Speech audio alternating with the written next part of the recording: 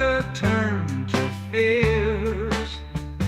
Helicopters in the sky, echoes make me want. Le 21 juillet 1954, la signature des accords de Genève marque la fin des conflits entre la France et le Viet Minh, dirigé par Ho Chi Minh.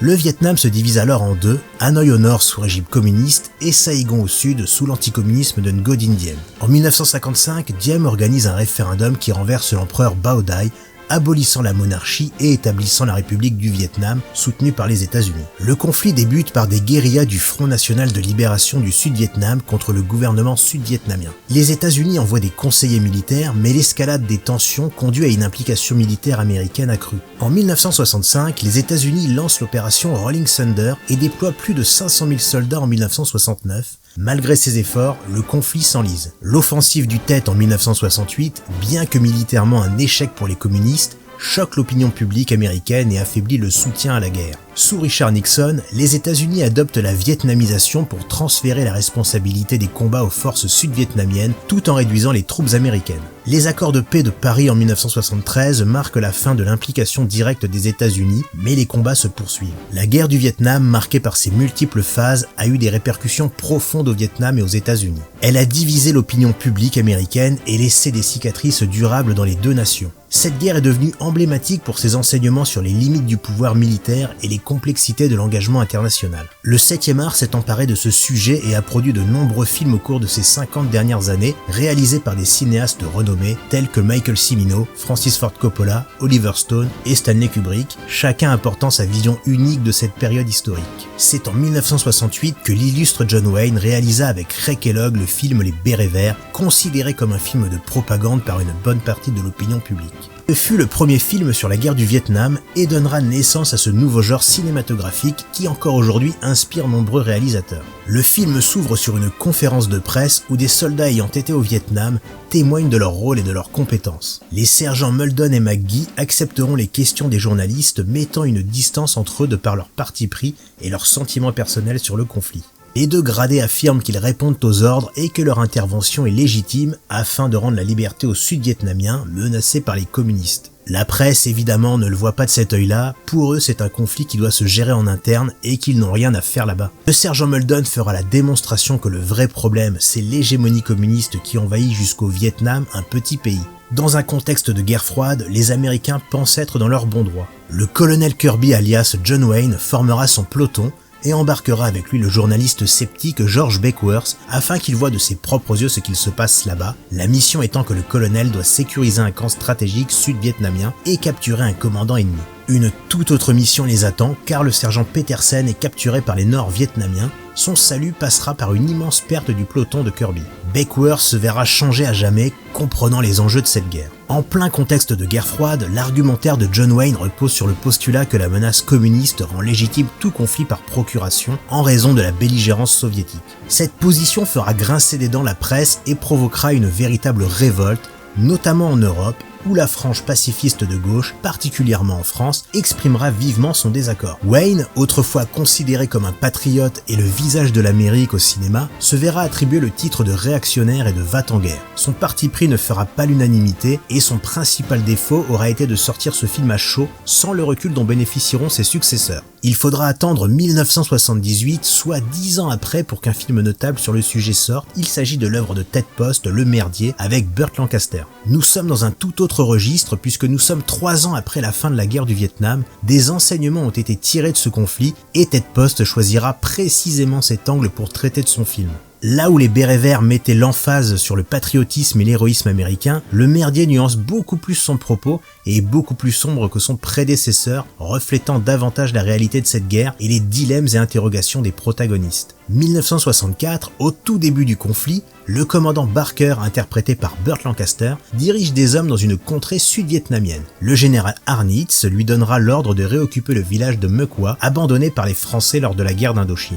Barker, ancien vétéran de Corée, ne sachant pas ce qu'il fait là et encore moins pourquoi on lui envoie des bleus incasables, formera un petit peloton et fera venir une poignée de civils sud-vietnamiens à qui l'on a confié des armes ainsi que des soldats sud-vietnamiens qui tiendront le village avec un dénommé sergent Cowboy, tortionnaire à 16 heures avec des méthodes que les Américains réprouvent. Une bombe prête à leur péter au visage tiendra ce petit groupe et servira de traducteur. Parmi les hommes de Barker, nous avons le sergent-major Leo Oleonovski, vétéran lui aussi de Corée au bord du suicide, et le caporal Coursey, un idéaliste chapeauté par un Barker fatigué et vieillissant. Le peloton paiera cher son arrogance face à des Vietcong déterminés. La même année sortit le film Les Boys de la Compagnie C, film américano-hongkongais de Sidney Jeffery, produit par la société hongkongaise Golden Harvest de Raymond Shaw, producteur historique des films de Bruce Lee. Nous sommes en 1967, deux jeunes recrues pour devenir Marines sont envoyés au camp d'entraînement de Paris Island en Caroline du Sud, sous la houlette de Lee Ermey, 6 ans avant qu'il n'endosse le même rôle dans Full Metal Jacket, repéré par Kubrick qui appréciait le film et qui fut réellement instructeur dans le corps des Marines de 1965 à 1968, avant d'être envoyé au Vietnam durant 14 mois dans le Marine Wing Support Group 17.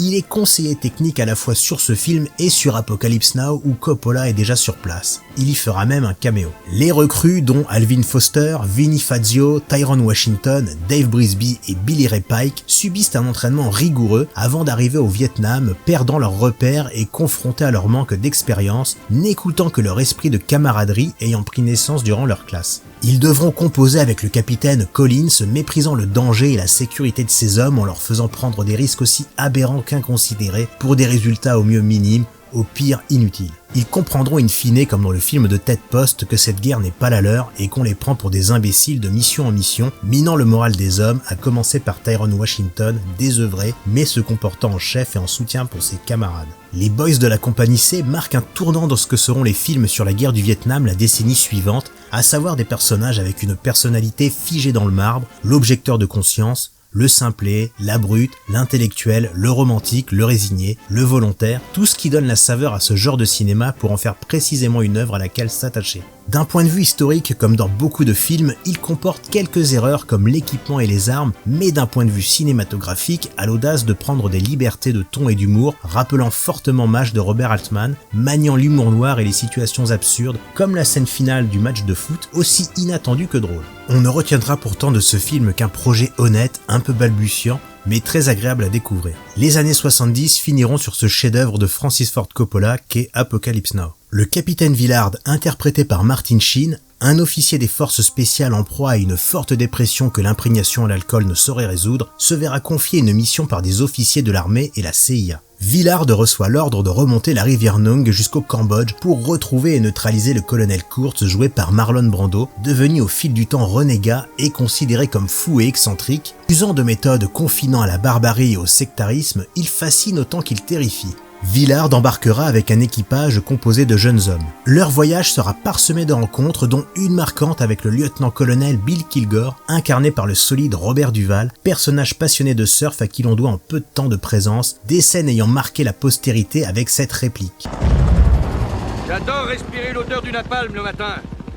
Ou encore sa désinvolture face au bombardement, ainsi que ce ballet aérien orchestré par la chevauchée des Valkyries de Richard Wagner, un plaisir coupable inégalable. Chaque rencontre sont autant de dangers et autant de cases le menant à Kurtz, comme celle avec le photographe joué par un Dennis Hopper halluciné, la rencontre avec Kurtz dans une quasi-obscurité, étalant son verbiage philosophico-religieux devant un Villard médusé, n'oubliant pas ce pourquoi il est là et saisissant de tension. Le film fut un succès commercial et reçut la Palme d'Or au Festival de Cannes de 1979, ainsi que 8 nominations aux Oscars, dont 2 prix, meilleure cinématographie et meilleur son. Pourtant, le tournage n'a pas été de tout repos. Il a duré plus d'1 an et a été marqué par de nombreux retards, ainsi que des conditions météorologiques extrêmes aux Philippines où le film a été tourné, notamment un typhon ayant détruit plusieurs décors, ce qui engagea des coûts supplémentaires. Du côté des acteurs, Martin Sheen a subi une crise cardiaque pendant le tournage, ce qui a interrompu la production pendant plusieurs semaines. Francis Ford Coppola a également fait face à une pression immense et aurait menacé de se suicider à plusieurs reprises en raison du stress et aurait perdu 40 kilos pendant que Brando arriva avec lui du poids en trop, non préparé, improvisant ses répliques et imposant sa vision du rôle, ce qui obligea Coppola à réécrire certains passages et à revoir le personnage de Kurtz. Ce fut un mal pour un bien, rendant le colonel iconique et inquiétant. Le budget initial de 12 millions de dollars a été largement dépassé, atteignant finalement environ 31 millions de dollars. 200 heures de rush furent nécessaires pour un rendu final de 2h27, puis 3h16 avec la version Redux sortie en 2001. Coppola dut hypothéquer ses biens personnels pour financer le film et éviter la faillite du projet. Une nouvelle décennie commence et son lot de films sur le sujet, marquant un tournant et un autre regard sur le conflit ainsi qu'une manière de conduire la réalisation,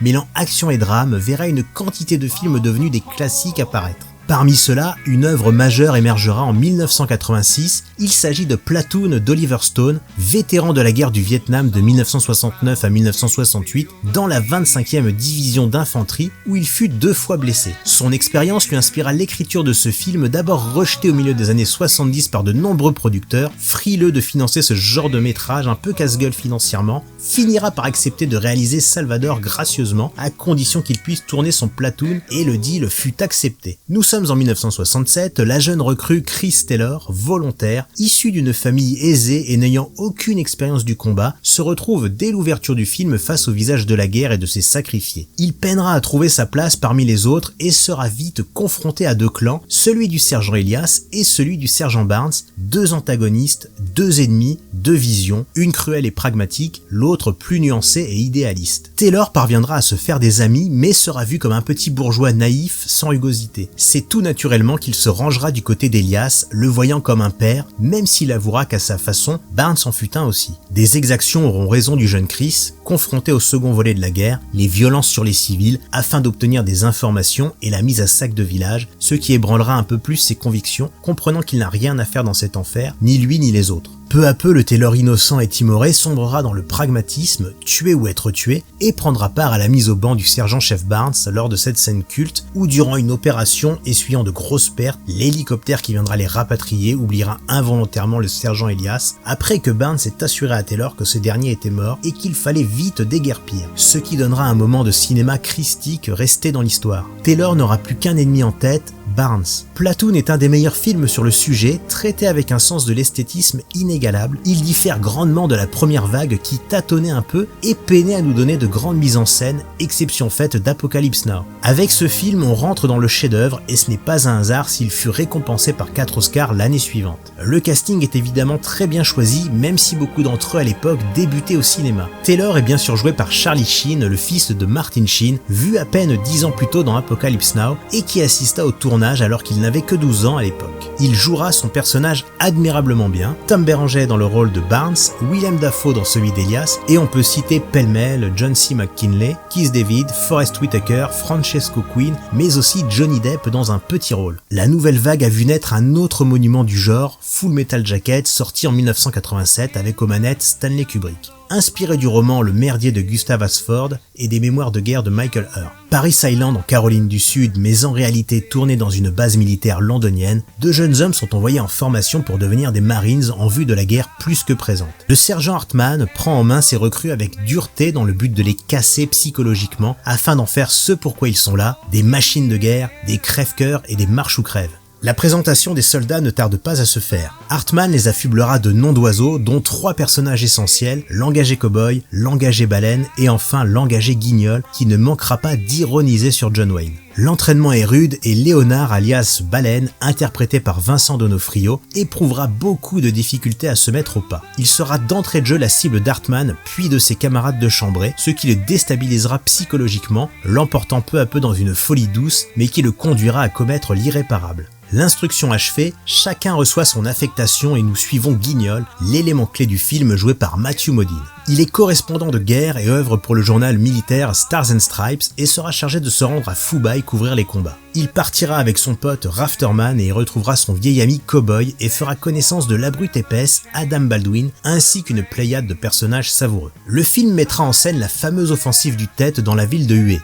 De fait, aucune scène de combat n'aura lieu dans la jungle ni dans des petits villages, mais uniquement dans un milieu urbain. Une fois la ville décimée, Dans la fumée et les décombres résiste un mystérieux tireur abattant un à un les squads de cow-boys. Il s'agit maintenant de l'identifier et de le neutraliser, ajoutant une tension lourde soulignée par une bande originale composée essentiellement par Abigail Mead, qui n'est autre que Vivian Kubrick, la fille de Stanley. Retranscrivant avec génie les différents moments du film, particulièrement ce passage constituant le climax de Full Metal Jacket. Une œuvre incontournable orchestrée par un maestro du cinéma. La même année, un film plus confidentiel, beaucoup plus brutal et sombre émergera sur grand écran. Il s'agit d'Hamburger Hill de John Irvine, retraçant l'assaut sanglant de la colline 937, surnommé ainsi de par la boucherie que ce fut, menée par la 101e division aéroportée. Mai 1969, deux jeunes bleus sont envoyés au casse-pipe avec un mélange de peur et d'excitation. Ils seront sous les ordres du taciturne sergent Franz, traitant ces hommes avec empathie, ayant compris depuis longtemps l'absurdité de leur présence ici.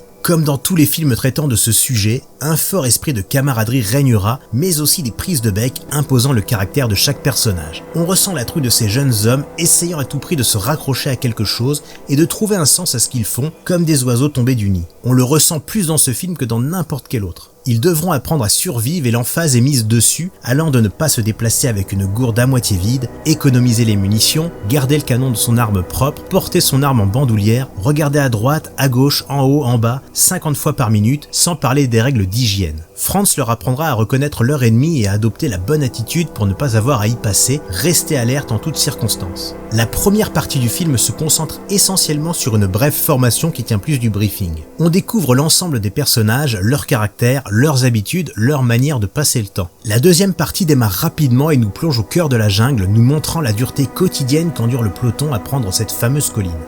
Ça a l'air de te convenir, hein, d'être ici. C'est ton job, les actualités.